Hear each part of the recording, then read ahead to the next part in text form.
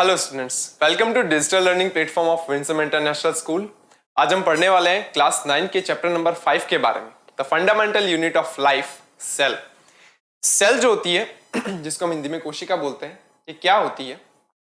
जैसे अगर मैं आपसे बात करूं कि अगर कोई भी रूम है, ठीक है ना, जैसे कोई एक रूम है, ठीक है, वो अगर मैं पूछूं कि आपको वो रूम जो है वो किस चीज से मिलकर बना हुआ है, तो आप बोलोगे कि सर वो छोटी छोटी ईंटों से यानी ब्रिक्स से मिलकर बना हुआ है, ठीक है ना। एग्जैक्टली क्या होता है, जो लिविंग बींग्स होते हैं यानी कि जो जीवित जीव होते हैं, वो भी क्या होता है, कुछ छोटी छोटी यूनिट्स से मिलकर बने होते हैं, ठीक है। जैसे हम भी हैं, लिविंग बींग्स हैं, हम भी छोटी छोटी यूनिट्स से मिलकर बने होते हैं। That units are called cells. उन यूनिट्स को हम क्या बोलते हैं? सेल बोलते हैं, कोशिका बोलते हैं, ठीक है। इस चैप्टर में हम ये पढ़ेंगे कि सेल्स जो है उनकी डिस्कवरी कैसे हुई थी, यानी कैसे पता चला था कि जो एनिमल्स हैं या प्लांट्स हैं या जो भी लिविंग बींग्स हैं वो सेल्स से मिलकर बने होते हैं, ठीक है ना। इसके अलावा अगर मैं बात करूं, हम ये पढ़ेंगे सेल्स जो होती है उनकी फंक्शनिंग कैसे होती है, सेल्स काम कैसे करती हैं, सेल्स जो होती है उनके पार्ट्स क्या क्या होते हैं। सेल्स जो होती है ना, उनके भी पार्ट्स होते हैं, वो किस चीज से मिलकर बनी होती है, ठीक है ना, उनके कंपोनेंट्स क्या होते हैं, बेसिकली हम उनके बारे में पढ़ेंगे।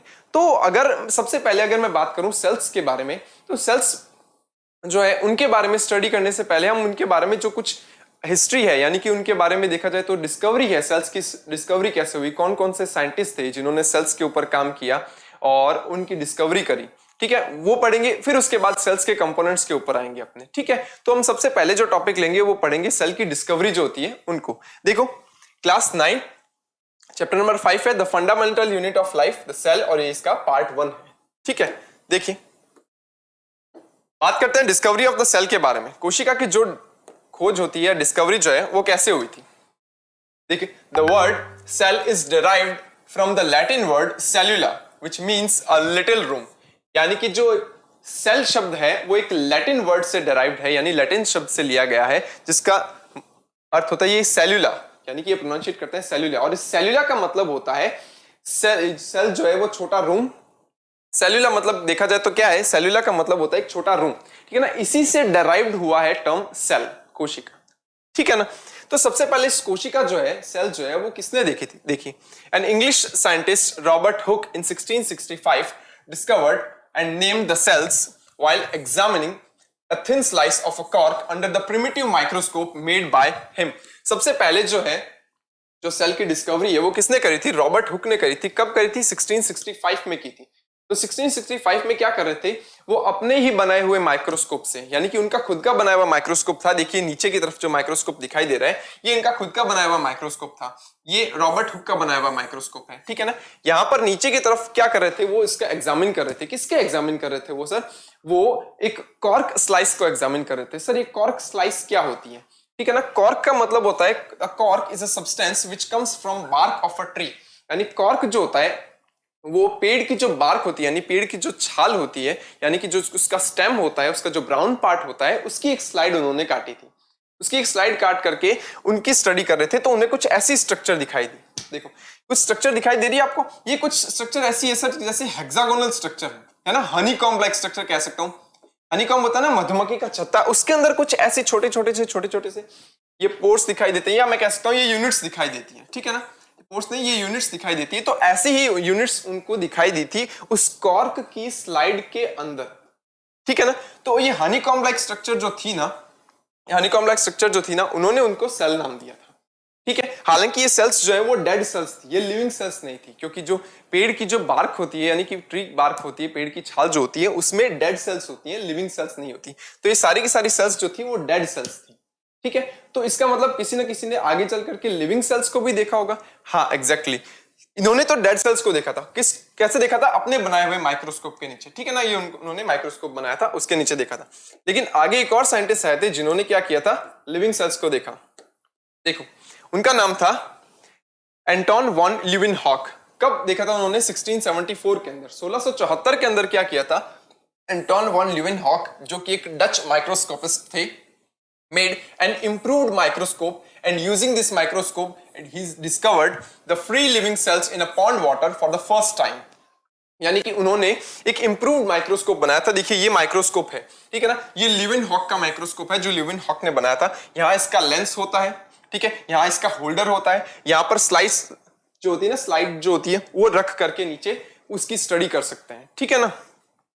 तो यहां पर क्या होता है, उन्होंने एक इंप्रूव्ड माइक्रोस्कोप बनाया था, ये उनका ल्यूवेन हॉक का माइक्रोस्कोप है। उस इंप्रूव्ड माइक्रोस्कोप के नीचे उन्होंने क्या किया था, अध्ययन किया था। किसका अध्ययन किया था, उन्होंने पॉन्ड वाटर की स्टडी करी थी। पॉन्ड वाटर की स्टडी करने के बाद उन्होंने देखा कि उसके अंदर छोटी छोटी सी फ्री लिविंग सेल्स थी। तो जिंदा कोशिकाएं जो है यानी कि लिविंग सेल्स जो है वो सबसे पहले किसने देखी थी, एंटोन वॉन ल्यूवेनहॉक ने देखी थी। डेड सेल्स किसने देखी थी, ठीक है, डेड सेल्स जो है वो अभी अपनों ने देखा था पीछे की तरफ, रॉबर्ट हुक जो है उन्होंने देखी थी, रॉबर्ट हुक ने देखी थी, ठीक है। आगे चलते हैं। देखिए, in 1678 he discovered sperm and identified the sperm cells of humans, dogs, rabbits, frogs, fishes and insects. उन्होंने 1678 के अंदर क्या किया था, स्पर्म सेल्स को आइडेंटिफाई किया था अलग अलग एनिमल्स के अंदर, ह्यूमंस के अंदर, डॉग्स के अंदर, फिशेस के अंदर, रैबिट्स के अंदर, इन सब की सेल्स के बारे में भी इन्होंने बताया था, ठीक है।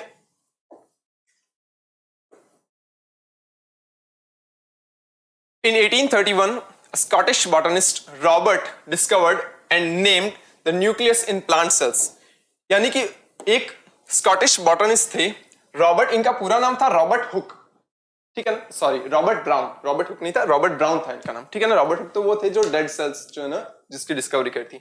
He discovered and named the nucleus in plant cells, यानी कि उन्होंने क्या किया था, रॉबर्ट ब्राउन ने प्लांट सेल्स के अंदर न्यूक्लियस की डिस्कवरी करी थी। उन्होंने बताया था कि प्लांट सेल्स के अंदर क्या होता है, न्यूक्लियस प्रेजेंट होता है।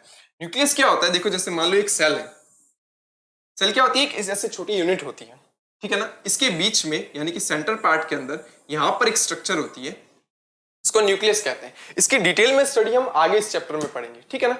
तो ये न्यूक्लियस होता है सेल के बीच में, ये किसने बताया था, ये रॉबर्ट ब्राउन ने बताया था, ठीक है। J.E. Perkins, a Chase animal physiologist, in 1839 gave the term protoplasm for the living fluid substance present inside the cell. अब देखिए क्या होता है, परकिंजे जो है वो साइंटिस्ट थे, उन्होंने 1839 के अंदर एक टर्म दी थी जिसको हमने बोला प्रोटोप्लाज्म। क्या होता है, सेल के अंदर क्या होता है, एक लिक्विड सब्सटेंस भी भरा होता है। ये हम क्या देख रहे हैं, ये सेल के बारे में कुछ डिस्कवरीज जो होती है ना, जो पहले पहले किसने बताया था कि सेल के अंदर क्या क्या होता है, सेल की डिस्कवरी किसने करी थी, सेल के अंदर कौन कौन सी चीजें होती है वो डिस्कवर किसने करी थी, हम वो देख रहे हैं। तो सेल के अंदर क्या होता है, एक लिक्विड भरा हुआ होता है, ठीक है ना, फ्लूइड सब्सटेंस भरा होता है, दैट इज कॉल्ड प्रोटोप्लाज्म। इस लिक्विड को, इस पूरे सेल के अंदर जो भी मटेरियल भरा हुआ है दैट इज कॉल्ड प्रोटोप्लाज्म। ये वर्ड जो है वो परकिंसन ने दिया, ठीक है।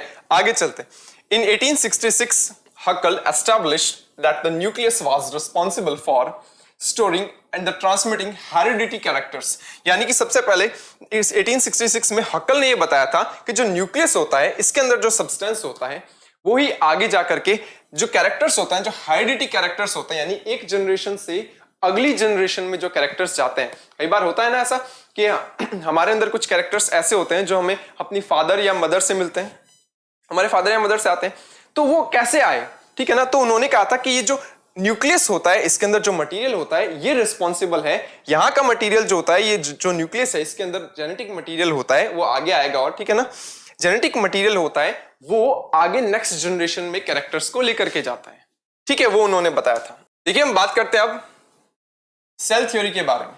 सेल थ्योरी के बारे में बात करेंगे, कोशिका सिद्धांत के बारे में बात करेंगे, ठीक है। इस थ्योरी के अंदर हम ये पढ़ेंगे कि कैसे सबसे पहले पता चला था कि प्लांट्स और एनिमल्स जो है वो सेल्स से मिलकर बने होते हैं। कौन से साइंटिस्टों ने ये बताया था। नंबर फर्स्ट देखिए, in 1838 Jacob Matthias Schleiden, a German botanist, first proposed the idea that all the plants consist of the cells. यानी कि जर्मन बॉटनिस्ट थे जिनका नाम था मैथियस श्लेडेन। कब आए थे वो, 1838 के अंदर आए थे, 1838 में आए थे। दैट उन्होंने ये बताया था कि all the plants are made up from cells, यानी कि सारे के सारे जो प्लांट्स होते हैं वो अलग अलग तरह की सेल्स से मिलकर बने होते हैं, ठीक है। ईयर लेटर इन 1839, उसके ठीक एक साल बाद 1839 के अंदर थियोडर श्वान आए थे, ठीक है। ये उनकी लाइफ जर्नी दे रखी। अ जर्मन जूलॉजिस्ट, यानी कि जूलॉजिस्ट थे वो, ये बॉटनिस्ट थे, ठीक है ना। श्लाइडेन बॉटनिस्ट थे और ये जो है जो श्वान जो है वो जूलॉजिस्ट थे। बॉटनिस्ट क्या होते हैं, जो प्लांट्स के ऊपर स्टडी करते हैं, ठीक है ना, उनके ऊपर एक्सपेरिमेंट करते हैं, दैट आर कॉल्ड बॉटनिस्ट। और जूलॉजिस्ट क्या होते हैं, जो एनिमल्स के ऊपर स्टडी करते हैं, ठीक है ना, उनको हम जूलॉजिस्ट कहते हैं। इंडिपेंडेंटली, ठीक है, asserted that the animals and plants are made up of the cells. The joint finding forms the basis of the cell theory. उन्होंने क्या किया था, जो श्वान जो थे, उन्होंने, वो जर्मन जूलॉजिस्ट थे, उन्होंने क्या किया था, एनिमल सेल्स और प्लांट सेल्स के ऊपर एक्सपेरिमेंट करके बताया था कि एनिमल्स और प्लांट्स जो होते हैं ना, उनके अंदर भी क्या होते हैं, बहुत सारी अलग अलग तरह की सेल्स होती हैं। ठीक है, ये सब सेल्स से मिलकर बने होते हैं। तो उसके बाद क्या किया था, जो मैथ्यूस श्लाइडेन और थियोडोर श्वान जो है, इन दोनों ने अपने साथ में मिल करके सेल थ्योरी दी थी। यानी सेल थ्योरी जो है वो एक साइंटिस्ट की नहीं है, वो दो साइंटिस्टों ने मिलकर के दी थी, मैथ्यूस श्लाइडेन और थियोडोर श्वान। ठीक है ना। The cell theory was refined further in 1855 when another German biologist R. Virchow presented the idea that all cells arise from pre-existing cells. His actual aphorism was omnis cellula e cellula. ध्यान से सुनना, जब cell theory दी गई थी, जब इन दोनों साइंटिस्टों ने यानी कि मैथ्यूस श्लाइडेन और थियोडोर श्वान ने, दोनों ने मिलकर के जब सेल थ्योरी दी थी, तो उसके अंदर उन्होंने ये बताया था कि सारे के सारे प्लांट्स जो होते हैं या सारे के सारे जो एनिमल्स होते हैं वो सेल्स से मिलके बने होते हैं, they are made up from the cells. ठीक है, बट वो ये नहीं बता पाए थे कि वो सेल्स जो है वो आई कहां से। ठीक है, तो यहां पर ये थ्योरी जो है, सेल थ्योरी जो है, वो फेल हो गई थी कि वो ये नहीं बता पाई थी कि वो सेल्स आ कहां से रही है। ठीक है ना। तो उसी प्रॉब्लम को सॉल्व करने के लिए एक विर्चो नाम के साइंटिस्ट आए थे। कब आए थे, 1855 के अंदर आए थे। ठीक है, 1855 में वो साइंटिस्ट जब आए थे तो उन्होंने कहा था कि जो नई सेल्स आती है वो अपने से प्री एग्जिस्टिंग सेल्स से आती है, यानी कि वो अपने से पहले वाली सेल्स से आती है। ठीक है, तो उन्होंने जो स्टेटमेंट दिया था, ओमनिस सेल्युले ई सेल्युला, ओमनिस सेल्युले ई सेल्युला जो था वो उनका स्टेटमेंट था। अगर मैं इसको ट्रांसलेट करूं तो इसका मतलब यही निकलेगा कि जो नई सेल्स जो है वो पुरानी सेल्स से आती हैं। ठीक है, जैसे मान लो कि कोई सेल है, मान लो ये सेल है, ये सेल डिवाइड करेगी और दो नई डॉटर सेल्स बनाएगी। तो अगर मैं पूछूं कि ये दो डॉटर सेल्स जो है वो किससे आई है, तो मैं कहता हूं कि अपने से प्री एग्जिस्टिंग सेल, यानी अपने से जो पहले वाली सेल है उससे आई है। ठीक है ना। सकता है ये भी आगे सेल्स जो है वो यू डिवाइड करें और अपने से आगे वाली दो डॉटर सेल्स बनाए, होता है ना ऐसे। तो यानी कि ये जो नई सेल्स है वो किससे आई है, वो अपनी प्री एग्जिस्टिंग सेल से आई है। ये किसने बताया था, विर्चो ने बताया था। कब, 1855 के अंदर, ओमनिस सेल्युले ई सेल्युला से। ठीक है, आगे चलते हैं।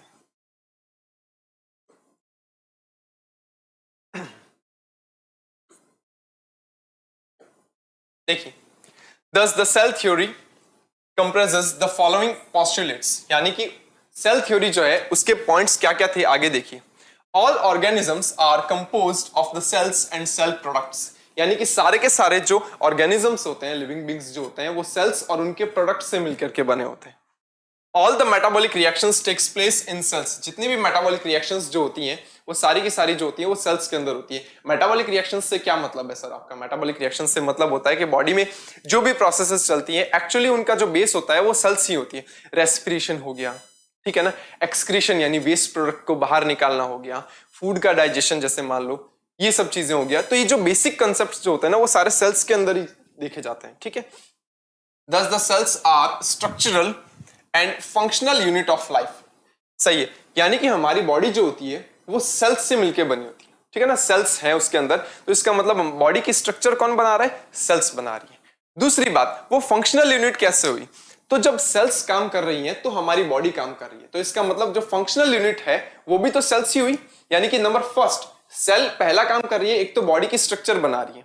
नंबर सेकंड, सेल्स जो है वो क्या काम कर रही है, सेल्स काम कर रही है तब हमारी बॉडी जो है वो काम कर रही है। तो यानी कि सेल जो है वो बॉडी की स्ट्रक्चरल और फंक्शनल दोनों यूनिट का काम करती है। All the cells arise from pre-existing cells only, यानी कि अभी अभी अपनों ने देखा था कि जो नई सेल्स बनती है वो अपने से pre-existing cells यानी अपने से पहले वाली सेल्स से ही बनती है। No cell can originate spontaneous or the de novo, but comes into the being only by division of already existing cells। ये बोलता है कि जो भी पुरानी सेल्स जो होती हैं वो आगे चल करके नई सेल्स बनाती हैं, यानी कि जो नई सेल्स बनती है वो अपने से प्री एग्जिस्टिंग सेल्स से बनती है। तो कोई भी ऐसी सेल नहीं होती जो अपने आप ओरिजिनेट हुई है। ठीक है ना, कोई भी सेल अगर बनी है तो उसके प्री एग्जिस्टिंग सेल यानी उसके पहले वाली सेल जरूर होगी, उसी से वो सेल बनती है, अपने आप कोई सेल नहीं बनती। ठीक है ना। Every organism starts its life as a single cell. सबसे पहले अगर कोई भी बात करूं मैं कोई भी ऑर्गेनिज्म होता है उसके अंदर सबसे पहले एक सिंगल सेल होती है। ठीक है, अगर वो एक एनिमल ऐसा है जिसके अंदर बहुत सारी सेल्स हैं, तो भी उसकी शुरुआत तो एक ही सेल से हुई होगी। उस एक सेल ने आगे जाकर के डिवाइड किया होगा, 1 से 2, 2 से 4, 4 से 8, 16, 16, 32, फिर धीरे धीरे सेल्स के नंबर बढ़ते हैं। यानी स्टार्टिंग कहां से हुई? सिर्फ एक सिंगल सेल से हुई। ठीक है, viruses are an exception of the cell theory. बिल्कुल, वायरसेस जो होते हैं वो सेल थ्योरी का एक्सेप्शन है। ठीक है ना, क्योंकि वायरसेस जो होते हैं ना, that are not true cells. ठीक है ना, ये ट्रू सेल्स नहीं होती, इनके अंदर सेल्स के कोई भी गुण नहीं देखे जाते, कोई भी प्रॉपर्टी नहीं देखी जाती, तो सेल थ्योरी जो है वो वायरसेस के ऊपर लागू नहीं होती। ठीक है, वायरसेस के बारे में भी आगे बताऊंगा कि ये कैसे होते हैं। देखिए, N onion peel experiment. What is onion peel experiment? देखिए, अनियन पील एक्सपेरिमेंट में हम सबसे पहले क्या करते हैं, उसके अंदर सबसे पहले एक प्याज लेते हैं, अनियन लेते हैं, अनियन बल्ब लेते हैं। अनियन बल्ब की जो पील होती है, एक बहुत पतली सी मेम्ब्रेन होती है अनियन के अंदर, उसको उतारते हैं। उसको उतारने के बाद उसकी एक पतली सी स्लाइस काटते हैं। स्लाइस काटने के बाद हम उसको सैफरनिन सॉल्यूशन के अंदर क्या करते हैं? स्टेन करते हैं। स्टेन करने का मतलब होता है कलर करना उसको। ठीक है ना, स्टेन करने के बाद क्या हो सकता है? हम स्टेन क्यों करते हैं? क्योंकि स्टेन करने के बाद जो सेल्स होती हैं वो बहुत आसानी से दिखाई देती हैं, इजीली विजिबल होती है माइक्रोस्कोप के अंदर। ठीक है ना, तो अनियन पील एक्सपेरिमेंट में क्या करेंगे? If you prepare a temporary amount of onion peels with different size, you will observe that they all have similar small structures and together they form a big structure such as onion bulb. यानी कि जब हम उस onion पील को देखेंगे तो उसके अंदर हम ये देखते हैं कि चाहे आप बड़ा अनियन ले लो, चाहे आप छोटे अनियन ले लो, किसी की भी आप स्लाइस काट लो, तो उसके अंदर बेसिकली ये कुछ स्ट्रक्चर्स जो होती है वो दिखाई देती हैं और वो सेम ही स्ट्रक्चर होती है, चाहे आप बड़ा अनियन ले लो, चाहे आप छोटा अनियन ले लो। तो यानी कि ये सारी सेल्स जो है ये अनियन की स्ट्रक्चर बना रही है। ठीक है ना, these small microscopic structures that you have seen in onion peel are the basic building units of the onion bulb। यानी कि यहां पर ये स्लाइड जो होती है उसके अंदर देखने पर ये कुछ ऐसे दिखाई देती हैं, ऐसे कुछ यूनिट्स दिखाई देती हैं। ये यूनिट्स जो है वो सेल है। ठीक है ना, इसका मतलब मैं ये कह सकता हूं कि जो अनियन बल्ब जो होता है वो बहुत सारी मल्टीपल सेल्स से मिलकर बना होता है। ठीक है, not only onion but all the organisms that you see around the made up of cells. यानी ये बोलता है सिर्फ अनियन ही नहीं, दूसरे भी जितने भी ऑर्गेनिजम्स या प्लांट्स आप देखते हैं वो सब भी क्या होते हैं? सेल्स से मिलकर बने होते हैं। देखो, अनियन पील जो होती है ना, उसकी स्लाइड जो होती है वो कुछ ऐसी दिखाई देती है। ये जो छोटे छोटे कंपोनेंट्स दिखाई दे रहे हैं, दे आर सेल्स, ये कोशिकाएं हैं। ये देखिए, ये सेल्स हैं, कोशिकाएं। ठीक है, इसके ऊपर क्या होता है? इनके ऊपर कुछ देखो एक और कवरिंग भी दिखाई देती है। ठीक है ना, ये सेल वॉल है। ठीक है ना, एक एक्स्ट्रा कवरिंग होती है इन सेल के ऊपर, that is called cell wall. ये जो छोटी छोटी डॉट स्ट्रक्चर दिखाई दे रही है, ये क्या है? ये जो स्ट्रक्चर जो है ये न्यूक्लियस है और इस सेल के अंदर जो लिक्विड भरा हुआ होता है दैट इज कॉल्ड साइटोप्लाज्म। ठीक है ना, ये अनियन पील की स्लाइड है। तो अनियन पील के अंदर देखेंगे तो क्या दिखेगा? बहुत सारी सेल्स दिखाई देंगी जो अनियन को बनाती है, अनियन बल्ब को बनाती है। ठीक है, देखिए, all living organisms present on earth can be classified into following two types. यानी कि अर्थ के ऊपर जितने भी ऑर्गेनिजम्स हैं उनको भी आगे चल करके दो पार्ट्स में क्लासिफाइड किया जा सकता है। That first is non cellular organisms. First होते हैं non cellular organisms, the second one is cellular organisms. ठीक है, देखते हैं नॉन सेल्यूलर ऑर्गेनिजम्स क्या होते हैं। That do not contain any cell in their body organisations. यानी कि ऐसे ऑर्गेनिजम्स जिनके अंदर सेल्यूलर स्ट्रक्चर नहीं होती वो नॉन सेल्यूलर कहे जाते हैं। ठीक है, यानी कि उनके अंदर सेल और सेल के कंपोनेंट्स जो होते हैं वो नहीं होते। एग्जांपल्स है इसके वायरसेस। वायरसेस जो है वो नॉन सेल्यूलर ऑर्गेनिजम्स में आते हैं। Viruses lack any membrane and hence do not show characteristics of the life until they enter a living body. Examples है प्रोकैरियोटिक सेल्स में एंटर कर सकते हैं, देन वो यूकैरियोटिक सेल्स में एंटर कर सकते हैं। यानी कि ये कहना ये चाह रहा है कि वायरसेस जो होते हैं वो सेल्यूलर कंपोनेंट्स या कि किसी भी सेल के कैरेक्टरिस्टिक को नहीं दिखाते और वो एक डेड स्टेज में पड़े रहते हैं, एज अ डेड स्टेज में पड़े रहते हैं जब तक कि वो किसी बाहर सरफेस पे पड़े हैं। अगर वो किसी सेल के कांटेक्ट में आएंगे और उस सेल के अंदर अगर वो एंटर कर जाते हैं तो वो अपने रेप्लिकेशन के द्वारा अपने नंबर बढ़ाते रहते हैं। यानी कि अपने नंबर बढ़ाते हैं और कॉपियां बनाते हैं खुद की। तो वो खुद अपनी कॉपियां नहीं बना सकते, वो सेल पर डिपेंड रहते हैं अपनी कॉपीज बनाने के लिए। कोई भी सेल हो सकती है, प्रोकैरियोटिक और eukaryotic cells, to use its cell machinery to reproduce. यानी कि वो रिप्रोडक्शन के लिए सेल की मशीनरीज का यूज करते हैं। दूसरे होते हैं सेल्यूलर ऑर्गेनिजम्स। क्या होते हैं? दैट कंटेन आइदर वन और many cells in their bodies.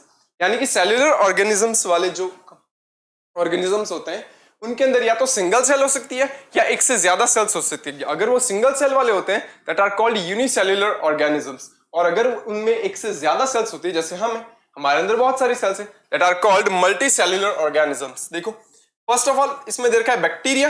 Bacteria जो है वो यूनिसेल्युलर में आता है, देन प्लांट्स एंड एनिमल्स जो होते हैं वो मल्टी सेल्युलर ऑर्गेनिजम्स में आते हैं। ठीक है, आगे चलते हैं। देखिए हम बात करते हैं यूनिसेल्युलर ऑर्गेनिजम्स की और मल्टी सेल्युलर ऑर्गेनिजम्स की। यूनिसेल्युलर ऑर्गेनिजम्स क्या होते हैं? यूनिसेल्युलर ऑर्गेनिजम्स अभी अभी देखा था जिसके अंदर क्या होता है, सिर्फ और सिर्फ सिंगल सेल होती है, एक सेल होती है, उनको यूनिसेल्युलर ऑर्गेनिजम्स कहते हैं। And then multi cellular organisms क्या होता है, जिनके अंदर मल्टीपल सेल्स होती हैं, यानी एक से ज्यादा सेल्स होती हैं। Unicellular organisms are composed of a single cell, लिखा हुआ है यहाँ पे, ठीक है। और दूसरा लिखा हुआ है multi cellular organisms are composed of more than one cell, यानी कि एक से ज्यादा सेल्स से मिलकर बने हुए होते हैं ये, ठीक है। अब सिंगल सेल है तो इनका बॉडी ऑर्गेनाइजेशन कैसा होगा, उनकी बॉडी में सिर्फ सिंगल सेल है तो सिंपल बॉडी ऑर्गेनाइजेशन होगी, यानी कि इनकी बॉडी जो होगी वो एकदम सिंपल होगी, सिंपल बॉडी ऑर्गेनाइजेशन होता है। और यहां पर जब मल्टीपल सेल्स होती है ना, then have complex body organisation. Complex body organisation से क्या मतलब है सर आपका? कॉम्प्लेक्स बॉडी ऑर्गेनाइजेशन से मतलब ये है कि जो बहुत सारी सेल्स होती है ना, बहुत सारी सेल्स होती है ना, तो सबके अंदर क्या होता है, काम बंट जाता है। कुछ सेल्स अपना पर्टिकुलर काम करती है, ठीक है, कुछ दूसरी सेल्स जो होती है वो अपना पर्टिकुलर काम करती है। तो ऐसे करते हुए बॉडी जो होती है ना वो थोड़ी कॉम्प्लिकेटेड हो जाती है। कॉम्प्लिकेटेड कैसे होती है कि सब अपना अपना अलग अलग काम करती है, तो उसमें अलग अलग तरह की सेल्स देखने को मिलती है हमें जो कि एक पर्टिकुलर काम करेंगी, ठीक है। तो कॉम्प्लेक्स बॉडी ऑर्गेनाइजेशन होता है इसमें। A single cell carries out all necessary life processes. यहां पर क्या होता है, सिर्फ एक सिंगल सेल है तो यहां पर सिर्फ एक सिंगल सेल को ही सारा काम करना पड़ेगा। मतलब रेस्पिरेशन भी वही कर रही है, ठीक है, डाइजेशन का काम जो है वो भी वही कर रही है, वेस्ट मटेरियल को बाहर निकालने के लिए जो एक्सक्रीशन की प्रोसेस होती है, यानी कि वेस्ट मटेरियल को बाहर निकालना एक्सक्रीशन कहलाता है, ठीक है, वो प्रोसेस भी एक सिंगल सेल ही कर रही है, क्योंकि बेचारी है ही एक सिंगल सेल, तो काम सारा कुछ काम जो है उसी को करना पड़ेगा। तो यहां पर क्या होता है, जैसे देखो एक सिंगल सेल है, ये बैक्टीरिया है, ठीक है, ये सिंगल सेल होता है, तो इसके अंदर ही सब प्रोसेसेस चलती है लाइफ की, डाइजेशन, रेस्पिरेशन, एक्सक्रीशन, वो सब इसमें चलता है। बट जो मल्टी सेल्युलर ऑर्गेनिजम्स होते हैं, they have multiple cells to perform different functions. इनके पास अलग अलग सेल्स होती हैं जो अलग अलग फंक्शनिंग करती है। जैसे हम बात कर लेते हैं, हम बहुत ज्यादा कॉम्प्लिकेटेड है हमारी बॉडी के अंदर बहुत सारी सेल्स हैं, मल्टीपल सेल्स हैं। तो रेस्पिरेशन के लिए हमारी बॉडी में अलग सेल्स है, देखो हमारे रेस्पिरेशन के लिए लंग्स है हमारी बॉडी में, ठीक है। फूड के डाइजेशन के लिए हमारे पास स्टमक है, स्मॉल इंटेस्टाइन्स हैं, लार्ज इंटेस्टाइन जो होती है, ये सब हमारे डाइजेस्टिव सिस्टम का पार्ट है। वहीं अगर मैं वेस्ट प्रोडक्ट को बाहर निकालने की बात करूं, यानी एक्सक्रीशन की बात करूं, तो हमारे पास किडनियां हैं जो कि यहाँ पीछे की तरफ लगी हुई होती है, इस जगह पर, ठीक है ना, किडनियां हैं, वो एक्सक्रीशन का काम करती है। The total cell body is exposed to the environment. अब सेल जो है वो सिंगल सेल ही है, मान लो यूनिसेलुलर ऑर्गेनिजम्स जो होते हैं वो सिंगल सेल ही है, तो उनकी पूरी बॉडी जो होती है वो एनवायरमेंट के कांटेक्ट में रहती है। इधर भी एनवायरमेंट है, इधर भी है, इधर भी है और इधर भी है, चारों तरफ एनवायरमेंट के कांटेक्ट में रहेगी, ठीक है। और यहां पर अगर मैं मल्टी सेलुलर ऑर्गेनिजम्स की बात करूं, the only the outer cells are exposed to the environment. यानी कि अगर मैं मल्टी सेलुलर ऑर्गेनिजम्स की बात करता हूं, जैसे हमारी बात करते हैं, क्या हमारी हर एक सेल एनवायरमेंट के कांटेक्ट में है क्या, आउटर एनवायरमेंट के कांटेक्ट में? तो हम बोलेंगे नहीं। जो हमारी सिर्फ बाहर से जो सेल्स होती है ना, यानी कि जो सिर्फ आउटर सेल्स होती है, सिर्फ वही एनवायरमेंट के कांटेक्ट में रहती है। हमारी जो इनर सेल्स है, जो अंदर की तरफ जो सेल्स हैं बॉडी के, वो एनवायरमेंट के कांटेक्ट में डायरेक्टली नहीं आती है, ठीक है। Division of labour is at the organelle level, यानी कि यहां पर क्या होता है, इस सेल के अंदर ही क्या होता है, सब कुछ काम होते हैं। तो मैं कह सकता हूं कि division of labour is the organelle level. इसके अंदर क्या होता है, कुछ छोटे छोटे ऑर्गेनलीज होते हैं, यानी कि छोटे छोटे पार्ट्स होते हैं जो कि अलग अलग काम करते हैं। तो यानी कि ये एक सेल जो होगी वही सारे काम करेगी। तो डिवीजन लेवल जो होता है ना, division of labour is the organelle level पे होता है। और यहां पर क्या होता है, डिवीजन ऑफ लेबर जो होता है that is cellular, tissue, organs and organ system level. यानी कि देखा जाए तो डिवीजन ऑफ लेबर जो होता है, यहां पर क्या होता है, सेल्यूलर लेवल पर हो सकता है, यानी सेल्स हो सकती है, टिश्यू हो सकता है। टिश्यू क्या होता है, सेल्स का जो ग्रुप होता है, the group of the cells, यानी सेल्स का ऐसा ग्रुप जो एक जैसा काम करता हो, यानी कि जिसकी फंक्शनिंग सेम होती है, उसको हम टिश्यू कहते हैं, ठीक है। वो टिश्यू जो होते हैं वो आगे चल करके ऑर्गन्स बनाते हैं, यानी अंग बनाते हैं, ऑर्गन्स बनाते हैं। जैसे अगर मैं बात करूं कि जैसे हमारा स्टमक है ना, स्टमक के अंदर क्या है, छोटी छोटी सेल्स हैं, छोटी छोटी सेल्स होती है। छोटी छोटी सेल्स जो होंगी वो आगे चल करके ग्रुप बनाएगी, दैट इज कॉल्ड टिश्यू। फिर बहुत सारे टिश्यू जो होंगे वो आपस में मिलेंगे और हमारा ऑर्गन बनाएंगे। ठीक है, जैसे स्टमक जो है वो बहुत सारे टिश्यू से मिलकर बना हुआ है, कह सकता हूं मैं, बहुत सारे टिश्यू या सेल्स जो है वो मिलकर के स्टमक बना रहे हैं। और उसके बाद ऑर्गन सिस्टम बनता है। ऑर्गन सिस्टम क्या होता है, ध्यान से सुनना, जिसके अंदर बहुत सारे ऑर्गन्स जो होते हैं वो मिल करके एक पर्टिकुलर फंक्शन करते हैं। जैसे अगर मैं बात करता हूं हमारी बॉडी के अंदर फूड का डाइजेशन जो होता है उसके लिए बहुत सारे ऑर्गन्स होते हैं। ठीक है ना, जैसे यहाँ पे हो गया बकल कैविटी हो गई, ठीक है, उसके बाद स्टमक हो गया, फिर स्मॉल इंटेस्टाइन हो गई। तो हो क्या रहा है, यहां पर अलग अलग तरह के ऑर्गन्स हैं, बट वो सब मिलकर के काम क्या कर रहे हैं, एक पर्टिकुलर काम कर रहे हैं डाइजेशन का।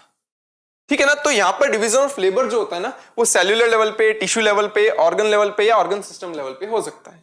दूसरा includes both eukaryotes and prokaryotes, यानी कि यूनिसेलुलर ऑर्गेनिजम्स जो होते हैं उनके अंदर दोनों तरह की सेल्स हो सकती हैं, कुछ प्रोकैरियोटिक सेल्स भी होती हैं और कुछ यूकैरियोटिक सेल्स भी होती हैं, और मल्टीसेलुलर ऑर्गेनिजम्स में होती है सिर्फ और सिर्फ यूकैरियोटिक सेल्स होती हैं।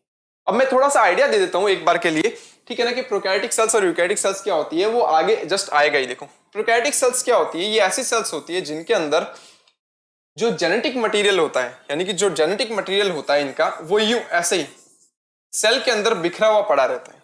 और जो यूकैरियोटिक सेल्स होती है इनके अंदर क्या होता है, जो जेनेटिक मटेरियल होता है वो न्यूक्लियर मेम्ब्रेन, यानी जो न्यूक्लियस है उसके अंदर पड़ा रहता है। ये मेम्ब्रेन होती है, इसको न्यूक्लियर मेम्ब्रेन कहते हैं, और ये पूरी स्ट्रक्चर न्यूक्लियस होती है और वो उसके अंदर है। देखो यहां ऐसा नहीं है, यहां इसका जो जेनेटिक मटेरियल है वो सेल के अंदर ही स्प्रेड है, यानी बिखरा हुआ सा पड़ा है, लेकिन उसके अंदर एक पर्टिकुलर कवरिंग के अंदर है। ऐसी सेल्स जो होती है उनको यूकैरियोटिक सेल्स बोलते हैं, और जिनके अंदर ये जेनेटिक मटेरियल ऐसे ही बिखरा हुआ पड़ा रहता है उनको हम प्रोकैरियोटिक सेल्स बोलते हैं। ठीक है, A lifespan of unicellular organisms is usually short, यानी ये यूजुअली क्या होती है, बहुत कम समय तक जिंदा रहती है, यानी इनका जो लाइफ स्पान होता है वो बहुत शॉर्ट होता है।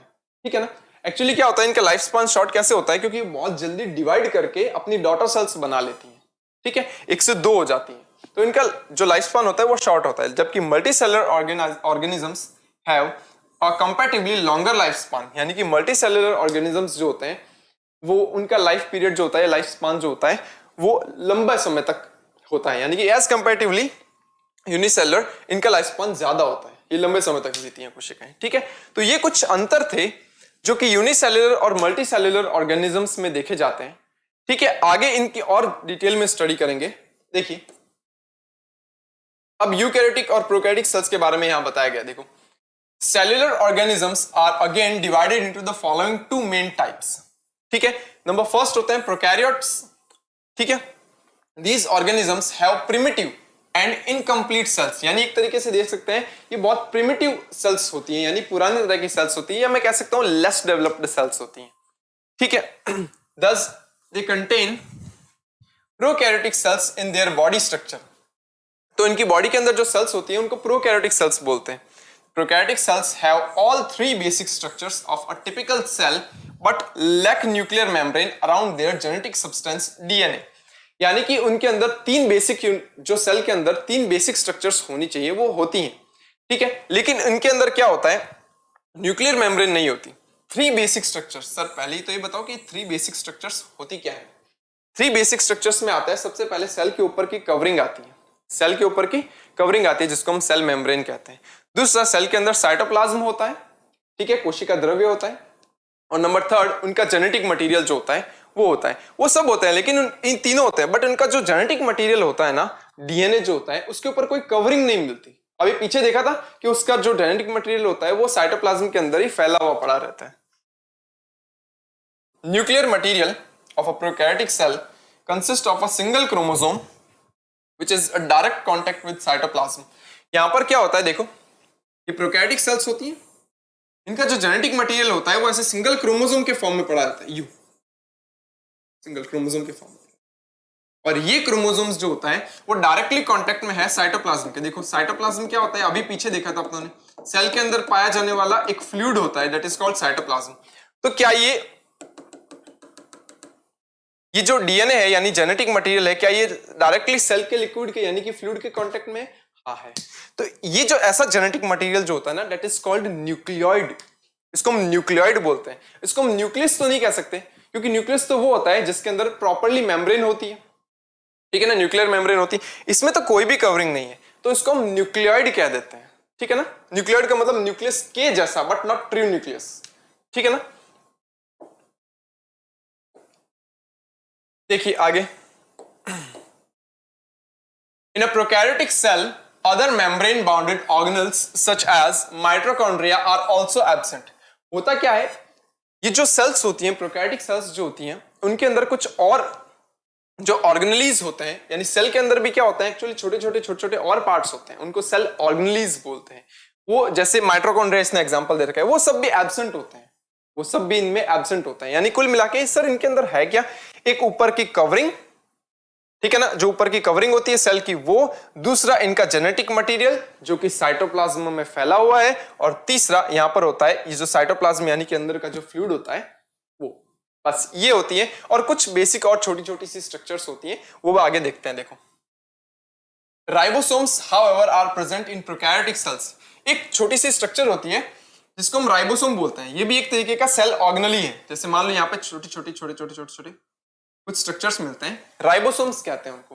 हाँ, राइबोसोम्स जो होते हैं ना, वो प्रोकैरियोटिक और यूकैरियोटिक सेल्स दोनों में मिल जाते हैं, ठीक है ना। प्रोकैरियोटिक और यूकैरियोटिक सेल्स दोनों में मिल जाता है राइबोसोम्स जो होते हैं। बट ये बात और होती है कि प्रोकैरियोटिक सेल्स के अंदर पाए जाने वाले जो राइबोसोम्स होते हैं वो साइज में थोड़े छोटे होते हैं, और यूकैरियोटिक सेल्स में जो राइबोसोम्स होते हैं वो बड़े होते हैं। ये एक तरीके के सेल ऑर्गेनलीज हैं, यानी सेल के अंदर और छोटे छोटे कंपोनेंट्स होते हैं जो स्पेशल काम करते हैं, उनको सेल ऑर्गेनलीज कहते हैं, ठीक है ना।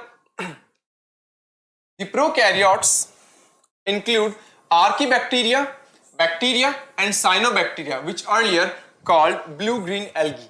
ध्यान से सुनना, प्रोकैरियोटिक सेल्स जो होती है ना, उसके अंदर कौन कौन से एग्जांपल्स शामिल किए जाते हैं। आर्कीबैक्टीरिया, ये एक स्पेशल तरह के बैक्टीरिया होते हैं, ठीक है ना। जो सर नॉर्मल बैक्टीरिया और आर्कीबैक्टीरिया में क्या फर्क है फिर, ये आपने आगे दे रखा है। नॉर्मल बैक्टीरिया, तो आर्कीबैक्टीरिया जो होते हैं ना, वो ऐसे बैक्टीरिया होते हैं जो बहुत ज्यादा हार्श कंडीशंस में मिलते हैं।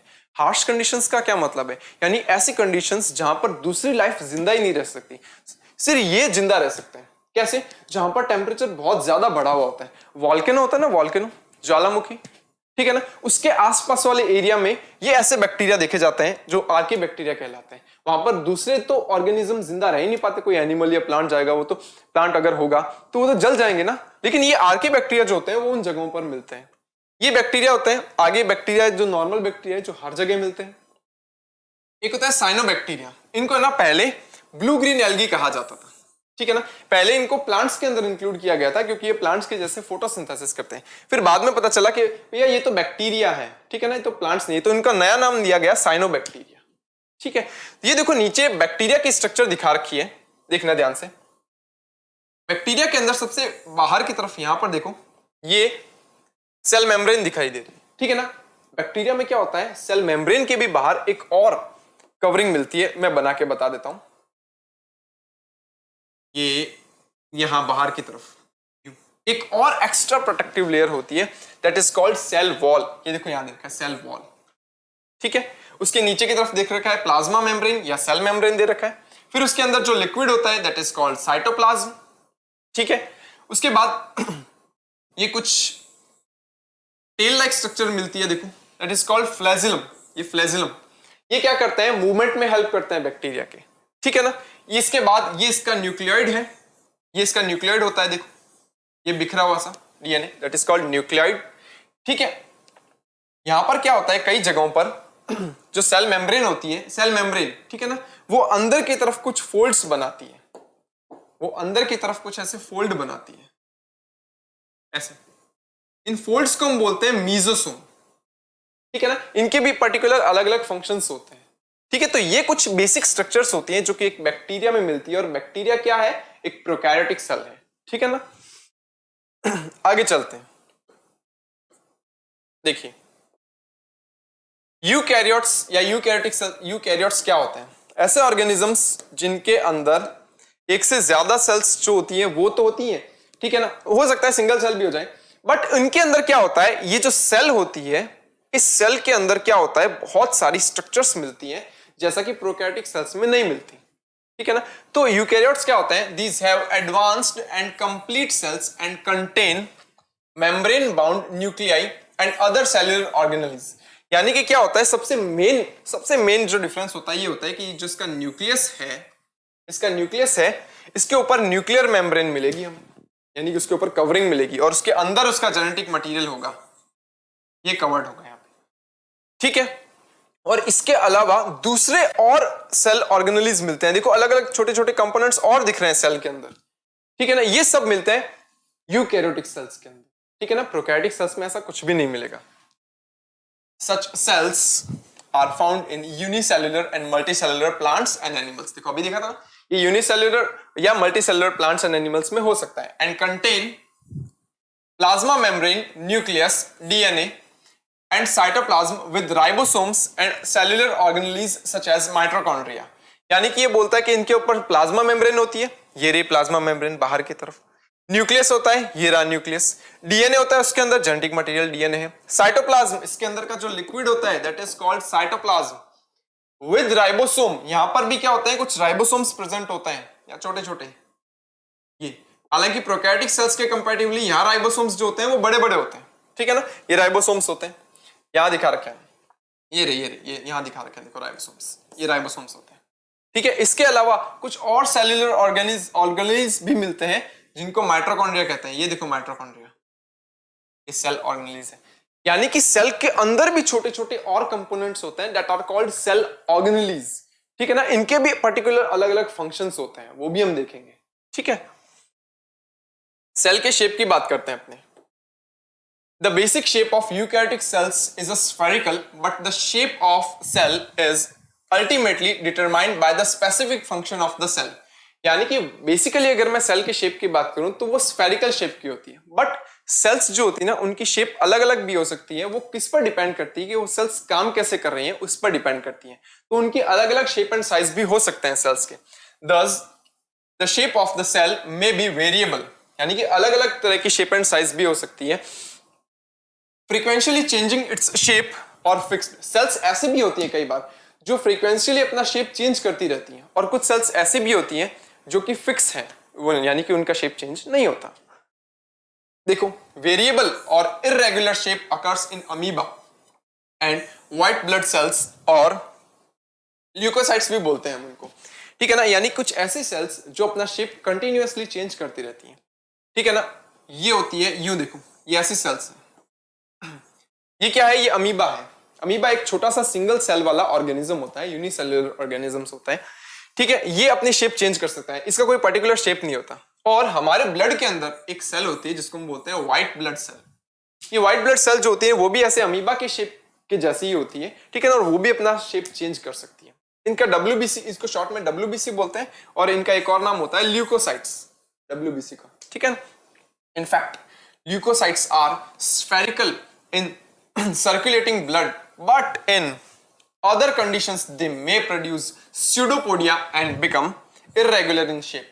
यानी कि बेसिकली जब वो ब्लड में होती है तो लगभग वो सर्कुलर शेप की होती है, यानी कि स्फेरिकल शेप की होती है, लेकिन स्पेशल कंडीशन में क्या होता है, स्पेशल कंडीशन का मतलब क्या है सर आपका, स्पेशल कंडीशन का मतलब ये है कि WBC का मेन काम क्या होता है, बाहर से आने वाले बैक्टीरिया को, वायरस को, इन सबको खत्म करना, ठीक है ना। तो जब इनके सामने जब बैक्टीरिया आएगा तो ये अपना साइज थोड़ा सा बढ़ाती हैं, ठीक है ना। बढ़ाने के बाद क्या करती है, वो उस साइज को बढ़ाने के बाद वो यूं कुछ स्ट्रक्चर बनाती है, इनको हम स्यूडोपोडिया बोलते हैं। स्ट्रक्चर दिखाई दे रही है, स्यूडोपोडिया बोलते हैं। ये स्यूडोपोडिया जो होता है वो बैक्टीरिया को इनगल्फ कर लेते हैं, बैक्टीरिया को खा लेते हैं, उसको निगल लेते हैं और खत्म कर देते हैं, ठीक है ना। ये काम होता है WBC का।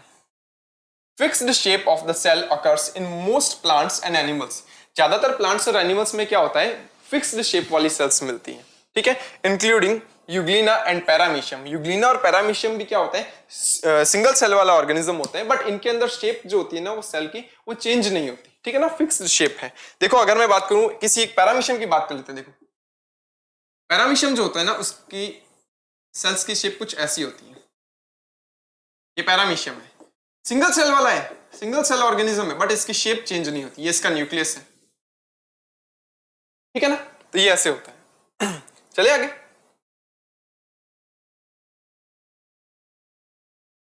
देखिए in unicellular organisms the cell shape is mentioned by the maintain by the tough plasma membrane. Example है पैरामीशियम। यानी कि प्लाज्मा मेम्ब्रेन जो होती है ना वो क्या करती है, बेसिकली उनकी शेप और साइज जो होता है ना, वो प्लाज्मा मेम्ब्रेन जो होती है ना वो डिसाइड करवाती है। उनकी प्लाज्मा मेम्ब्रेन इतनी ज्यादा फ्लेक्सिबल नहीं होती, तो इस कारण से क्या होता है, उनका जो देखा जाए तो सेल का शेप जो होता है वो वेरिएबल नहीं होता, चेंज नहीं होता, वो फिक्स रहता है लगभग। In multicellular organisms the shape of cell depends on mainly on its functional adaptations and the partially on the surface tension, velocity of the protoplasm at the mechanical action the excreted by the adjoining cells and rigidity of the cell membrane। ठीक है, presence of rigid cell wall on the plant cells। इतनी बड़ी line है, देखो क्या कह रहा है, देखो जो मल्टी सेलुलर ऑर्गेनिजम्स होते हैं ना, उनके अंदर जो सेल का शेप होता है वो डिपेंड करता है किस किस चीज के ऊपर। फंक्शनल एडेप्टेशंस यानी वो काम कैसे कर रही है, ठीक है ना, काम करने के लिए अपने अंदर क्या क्या मॉडिफिकेशन लेके आई है। सरफेस टेंशन, उसकी सरफेस जो है वो छोटी है बड़ी है, ठीक है, उसके ऊपर सरफेस टेंशन ज्यादा है या कम है। विस्कोसिटी ऑफ द प्रोटोप्लाज्म, ठीक है ना, विस्कोसिटी है, विस्कोसिटी ऑफ द प्रोटोप्लाज्म क्या होता है, यानी कि उनका जो प्रोटोप्लाज्म है, यानी कि उसका अंदर जो लिक्विड है वो कितना ज्यादा गाढ़ा है, ठीक है ना। विस्कोसिटी का मतलब होता है गाढ़ापन, ठीक है ना, ये विस्कोसिटी कहते हैं इसको, ठीक है। And the mechanical action excreted by adjoining cells and rigidity of the cell membrane, यानी कि सेल्स जो है वो किसके साथ जुड़ी हुई है, क्या वो फंक्शन कर रही है, ठीक है। ये सब चीजें जो होती है वो सेल की शेप को डिसाइड कराती है। जबकि प्लांट सेल्स जो होते हैं ना, उनके अंदर क्या होता है, एक एक्स्ट्रा कवरिंग मिलती है जिसको हम बोलते हैं सेल वॉल। वो प्लांट सेल्स जो होती है ना, जिनके ऊपर सेल वॉल प्रेजेंट होती है, ये प्लांट सेल्स जो होती है इनका शेप चेंज नहीं होता। जैसे मान लो ये सेल है, सेल के ऊपर की कवरिंग है ये, ठीक है, ये सेल मेम्ब्रेन है, तो सेल मेम्ब्रेन कहते हैं। इनके ऊपर एक एक्स्ट्रा कवरिंग और मिलेगी, that is called cell wall. ये बहुत ज्यादा रिजिड कवरिंग होती है जो कि इस सेल की शेप को चेंज नहीं होने देती, ठीक है। Thus cells may have various shapes, तो मैं कह सकता हूं कि सेल्स अलग अलग शेप की हो सकती हैं। कौन कौन से शेप की होती हैं देखते हैं। देखिए यहां पर कुछ सेल्स दिखा रखी हैं, यहां पर कुछ सेल्स दिखा रखी हैं, ठीक है। यहां स्मूथ मसल सेल्स होती हैं, ये स्मूथ मसल सेल्स कुछ ऐसे दिखाई देती हैं, ठीक है। स्पिंडल शेप कहते हैं इस सेल को, ठीक है ना, बीच में से मोटी किनारों में से पतली होती है। स्मूथ मसल सेल्स कहां पाई जाती है, हमारे इंटेस्टाइन्स में हो सकती है, ठीक है। उसके बाद यहां पर स्टमक में हो सकती है, ठीक है। ब्लड सेल्स दिखा रखी, ब्लड सेल्स दिखा रखी है। यहां पर ये ब्लड सेल्स जो है वो कैसी है, देखो ये तो WBC है, व्हाइट ब्लड सेल्स है, WBC है, स्फेरिकल है थोड़ी, ठीक है। ये सेल जो है ये RBC होती है, इसके अंदर न्यूक्लियस एब्सेंट होता है, ये RBC है, ठीक है। ये बोन सेल है, यानी हमारे जो बोन्स होती है उनके अंदर ऐसी सेल्स दिखाई देती हैं। ये फैट सेल है, फैट सेल है, ठीक है ना, इसका काम होता है फैट को स्टोर करना, ठीक है ना, बॉडी में जो फैट होता है ना उसको स्टोर करती है सेल्स। ये स्पर्म है, स्पर्म जो होता है वो मेल गैमेट होता है, ठीक है, और ओवम जो होता है वो फीमेल गैमेट होता है। स्पर्म मेल्स में बनता है और ओवम जो होता है वो फीमेल्स में बनता है, ठीक है। और ये होती है नर्व सेल, नर्व सेल्स जो होती है ये भी हमारी बॉडी में प्रेजेंट होती है, प्लस मैसेजेस ट्रांसपोर्ट करने का काम करती हैं एक जगह से दूसरी जगह, ठीक है। ये नर्व सेल्स जो होती है ना, इनका पूरा का पूरा एक तरीके से सिस्टम होता है जो हमारी पूरी बॉडी में फैला रहता है, ब्रेन से लेकर के पूरी बॉडी में सिस्टम फैला रहता है इनका। तो ये हमने देखा कि अलग अलग तरह की सेल्स होती हैं यहाँ पे, ठीक है। आपको कोई भी डाउट है अब तक से लेकर तो आप उसको कमेंट सेक्शन में लिख सकते हैं, ठीक है। Thank you.